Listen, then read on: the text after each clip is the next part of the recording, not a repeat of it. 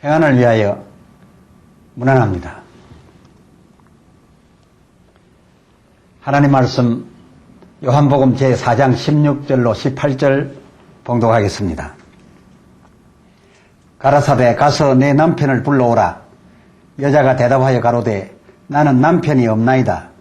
예수께서 가라사대 네가 남편이 없다 하는 말이 옳도다. 네가 남편 5이 있었으나 지금 있는 자는 내 남편이 아니니 네 말이 참되도다. 오늘의 주제는 남편이 5+1인 수가 여인입니다. 예수께서 야곱의 우물가에서 만났던 이 수가성 여인에 대하여 대체적으로 매우 정숙하지 못한 복잡한 여성, 또 좀 심하게는 그 여자는 장녀였다라고 하는 줄 알고 있습니다. 그도 그럴 것이 예수께서 16절에 가서 내 남편을 불러오라. 17절 여자가 대답하여 나는 남편이 없나이다.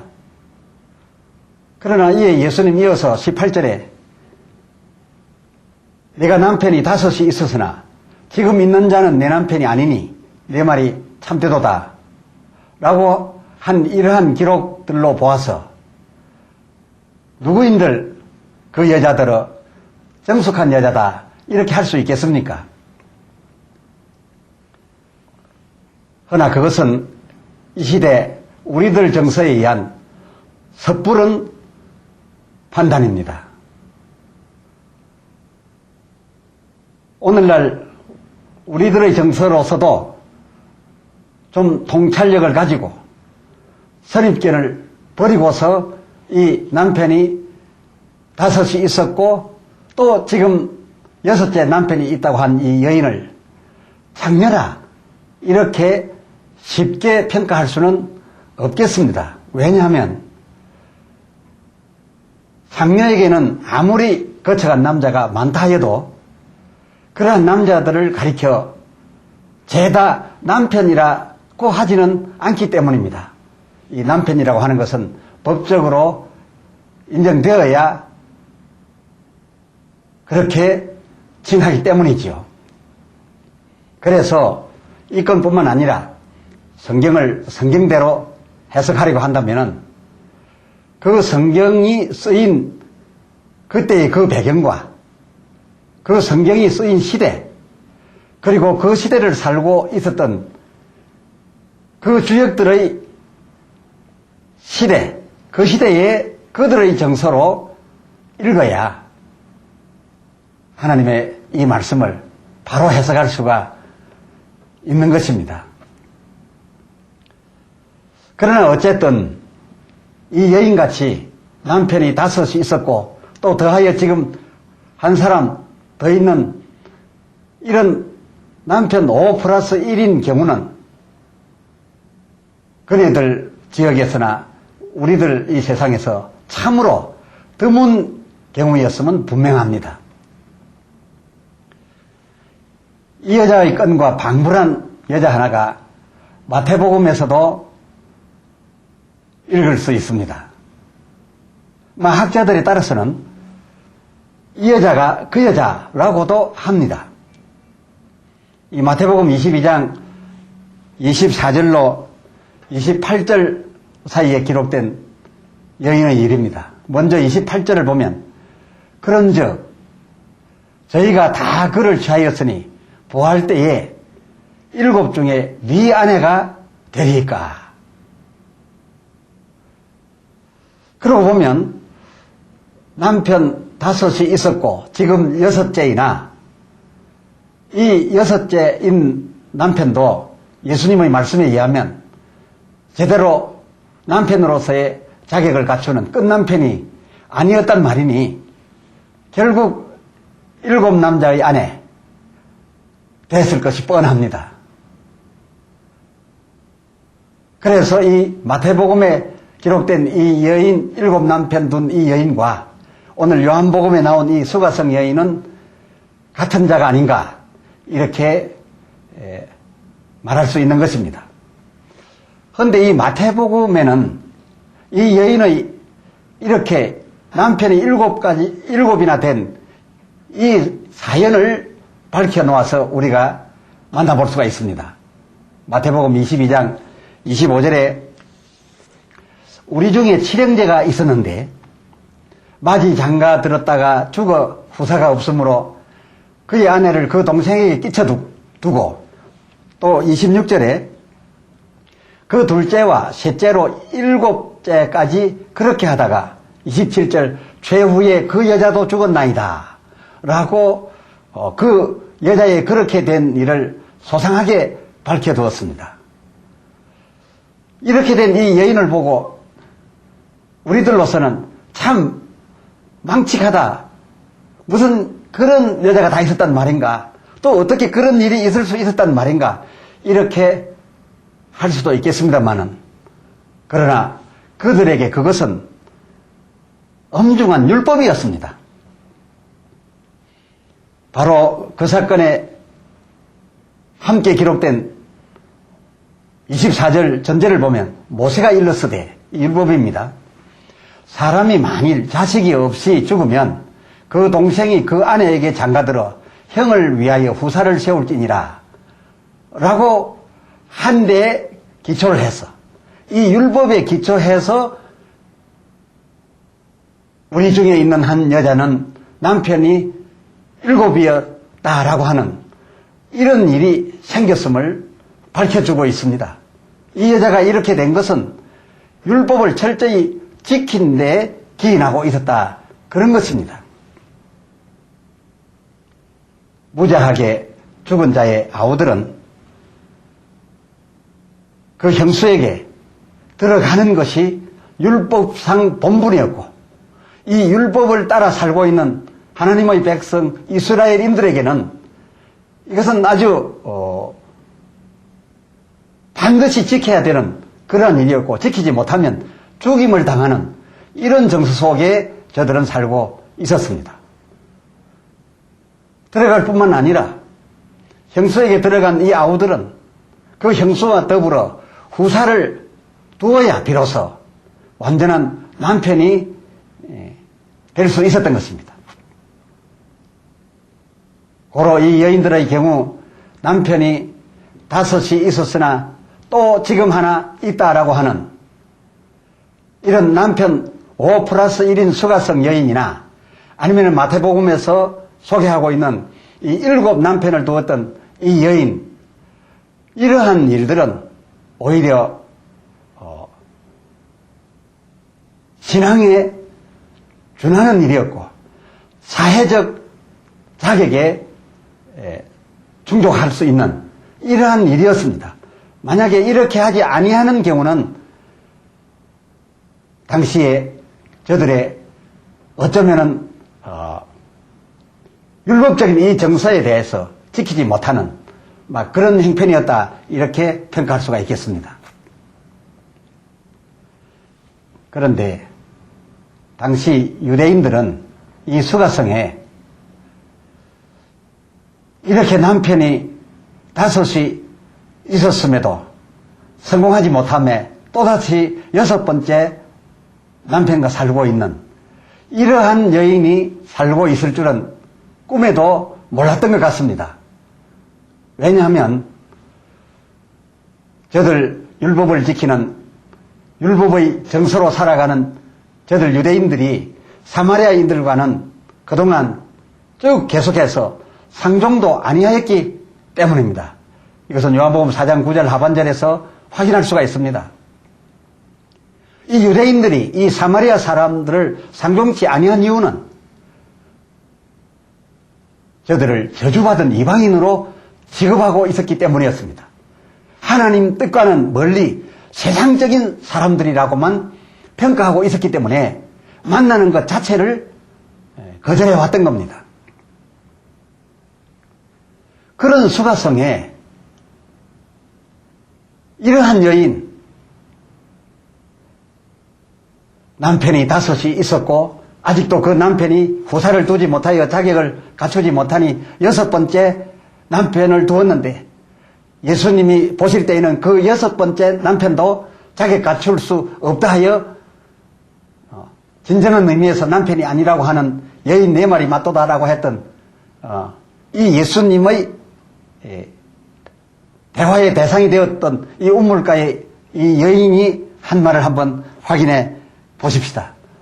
4장 25절을 살펴보면 여자가 가로되 메시아 곧 그리스도라 하는 이가 오실 줄을 내가 아노니 그가 오시면 모든 것을 우리에게 이 우리라고 하는 이 복수 지칭하고 있습니다.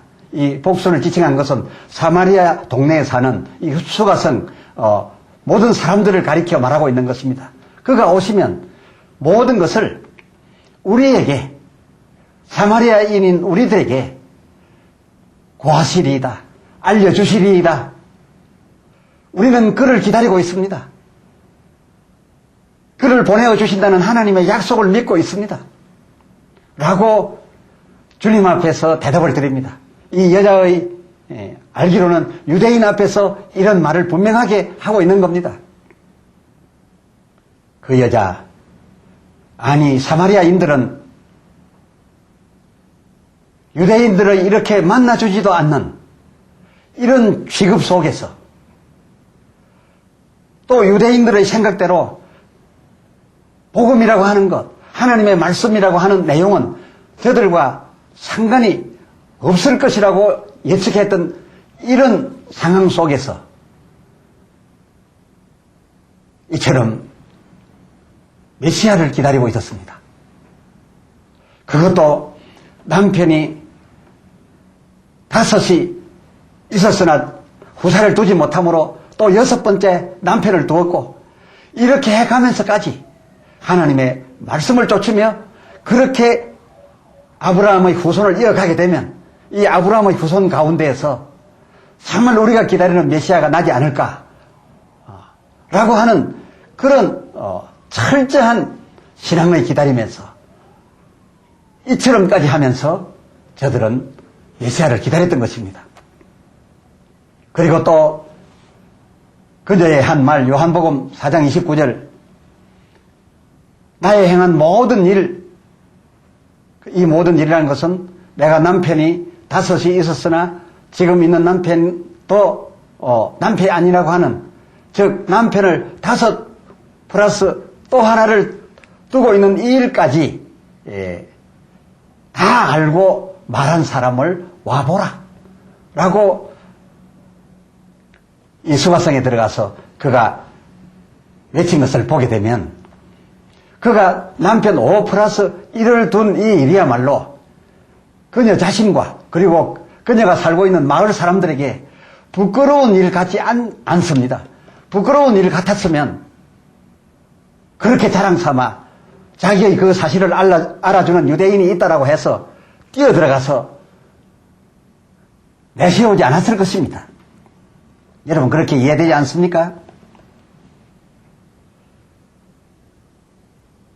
비록 유대인들은 상종도 하지 않는 그런 사마리아인들이었으나 그러나 유대인들이 알고 있는 사마리아인과 예수님께서 파악한 사마리아인은 달랐던 것 같습니다.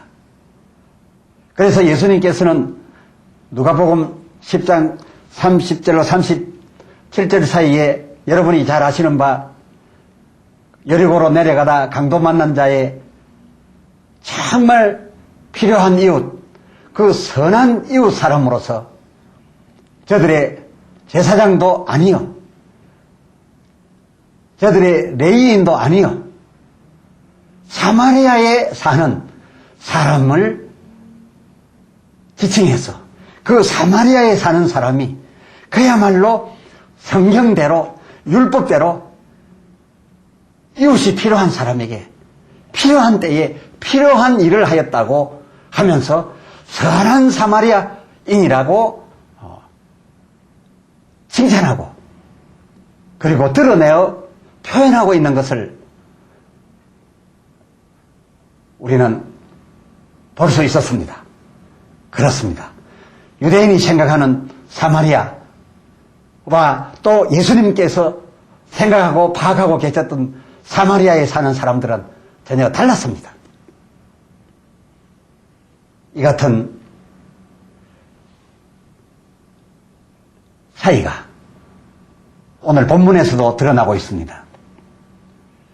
요한복음 4장 35절을 살펴보면 너희는 넉 달이 지나야 추수할 때가 이르겠다 하지 않느냐. 이 말은 무슨 말씀인가 하면 예수님을 따르고 있는 이 제자들이나 이 유대인들은 이 사마리아에 들어가려 하시는 이 예수님에게 넉 달이나 지나야 추수를 하겠구나라고 말씀을 드렸던 겁니다. 이것은 무슨 말씀인가 하면 지금 씨를 뿌려야 이제 넉 달 후에는 추수하게 되는 거니까 말하자면 이 사마리아 동네에는 전혀 씨 뿌려지지 않고 있었다. 하나님의 말씀이 한마디도 내려지지 않았다. 들어가지 않았다. 이런 뜻으로서 넉 달 후에야 거둘 수 있겠다. 그 말은 바꾸어서 지금 비로소 씨를 뿌려야 될 그런 동네다. 그런 동네 사람들이다. 이렇게 알고서 주께 말씀을 드렸던 것입니다. 그러나 실상은 아니었습니다. 대체 언제 누구에 의하여 전하여졌는지는 몰라도 주님께서 바라보신 저 사마리아 수가성 사람들은 그야말로 35절 하반절과 같았습니다. 눈을 들어 저 수가성 밭을 보라. 저 사마리아인들의 밭을 보라. 벌써 희어져 추수하게 되었도다. 너희 말처럼 지금 씨 뿌려야 되고 넉 달 후에나 곡식을 거둘 그런 형편에 있지 아니하고 벌써 누가 언제 씨를 뿌렸는지 그것이 잘 자라나서 벌써 뉘엿뉘엿 휘어져 지금 추수를 하게 되었도다 라고 하셨으니 사마리아에도 이미 벌써 복음이 들어가 있었고 그리고 저들에게 이미 신앙의 열매를 거둘 수 있는 신앙의 열매가 무르익어 있었던 그런 상황이었음을 말씀하고 있었던 것이 아니겠습니까? 그래서 예수님께서 이어 37절에 이런 말씀을 했습니다. 그런즉 한 사람이 심고 다른 사람이 거둔다 하는 말이 옳도다. 38절 내가 너희로 노력지 아니한 것을 거두러 보내었노니 36절 하반절 이는 뿌리는 자와 거두는 자가 함께 즐거워하게 하려 함이니라. 그렇습니다. 예수님을 따라다니는 후일 사도가 된 이 제자들이나 또 유대인들 중에 관원이요 아니면 제사장이요 서기관들로서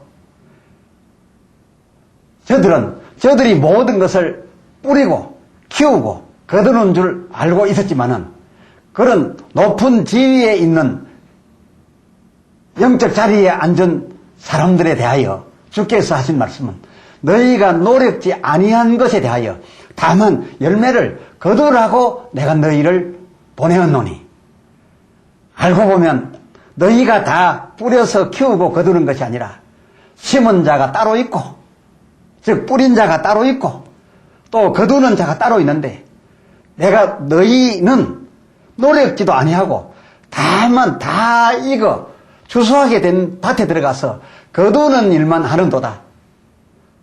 내가 이렇게 함으로써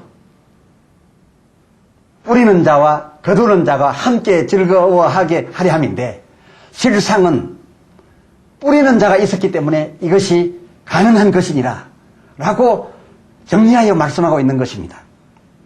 여러분 어디든 가보십시오. 심어야 하는 노력의 대상인 줄 알고 갔으나 실은 거의 거두어야 할 대상이 되어 있어서 귀하를 만날 것입니다. 선교하러 선교지에 간 사람은 정말 아무 복음이 없는 곳인 줄 알고 파송을 받아 갔습니다만은 그러나 어느 곳이든지 가보면 그를 맞아들이는 사람이 있습니다.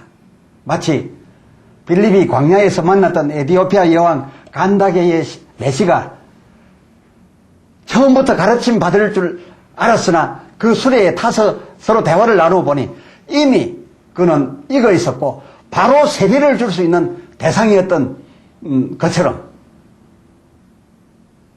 교회에 인도함 받은 자들 역시도 교회의 인도함을 받아 들어오는 그 사람들 이제 처음부터 가르쳐야 될 대상인 줄 알고 접촉을 해보면 그는 불신자가 이미 아니었습니다. 그래서 교회에 들어온 사람들을 그날부터 불신자라고 말하지 아니하고 체크한 다음 바로 새 신자라고 말하는 겁니다. 그리고 세례를 주게 되는 것도 예수를 처음부터 하나 둘 가르쳐서 고백하게 만드는 것이 아니라 예수가 누구냐 물으니 바로 정확하게 이미 알고 있었고 믿고 있었기 때문에 바로 세례를 줄 때에는 가르침으로 주는 것이 아니라 물어서 답을 하기 때문에 바로 주는 것이 아니겠습니까? 요한복음 4장 36절 거두는 자는 이미 싹도 받고 그리고 영생에 이르게 되어 있는 열매를 모으나니 라고 말씀한 것을 들어볼 수 있습니다.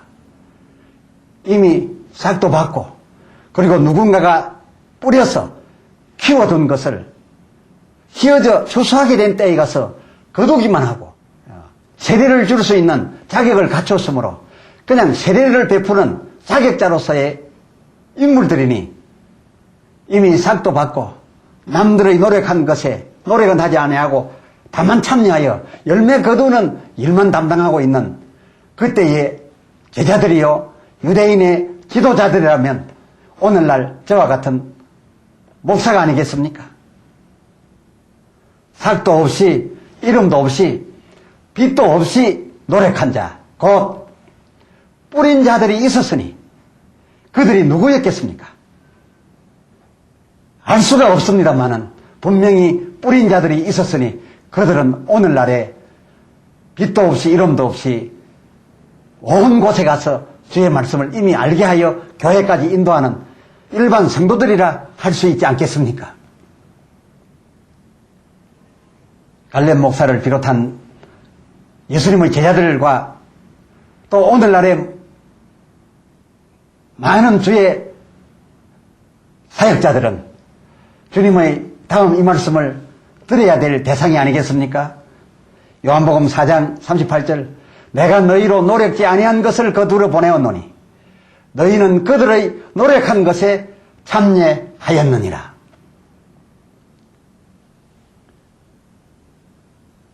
주께 더 상받을 이는 이미 삭을 받으며 일하고 있는 우리 목사들보다 여태까지 삭도 받지 아니하고 상좌에 앉지도 못하고 그 이름도 나지 아니하였던 그러나 노력하여 우리 목사들이 휘어져 거둘 수 있는 다 익어 있는 밭을 만들어 준 일반 주의 백성들이요 오늘날의 성도들이 아니겠는지요. 기도합시다. 하나님 아버지, 오늘 본문을 쫓아 사마리아 수가성에 있는 여인으로서 유대인들도 깜짝 놀라는 저들 수가라 하는 밭에 하나님의 말씀이 이미 뿌려져 휘어져 열매를 거둘 수준에까지 이르러 있었던 것을 오늘 우리가 확인하면서 주님 앞에서 과연 우리 종들이 모든 것을 다 한 것처럼 그렇게 나아갈 수 있겠나이까? 참으로 주께 귀한 자들은 더 따로 있었음을 발견하게 됩니다. 이 수가성 여인에 대하여 주께서는 이토록 귀하게 여기셨는데 우리는 우리들 정서로서만 이 여인을 정숙지 못한 여인으로 취급하지는 아니하였나이까? 진실로 이후 하나님 말씀 읽고 깨달으려 할 때에는 하나님 말씀이 쓰여지고 주어졌던 그때의 그들의 정서를 알게 하시고 그들의 환경을 알게 하사 그때의 하나님 그 뜻을 오늘날 우리가 그대로 받게 하여 주시옵소서. 그리고 삭도 받지 아니하고 이름도 없이 하나님의 나라를 상상치도 아니한 골짝골짝마다 다 증거한 그 거룩한 백성들 하나님 나라에 이를 때 함께 더 큰 기쁨에 더 큰 상급에 이르게 하여 주시옵소서. 주 예수 그리스도의 이름으로 기도드리옵나이다. 아멘.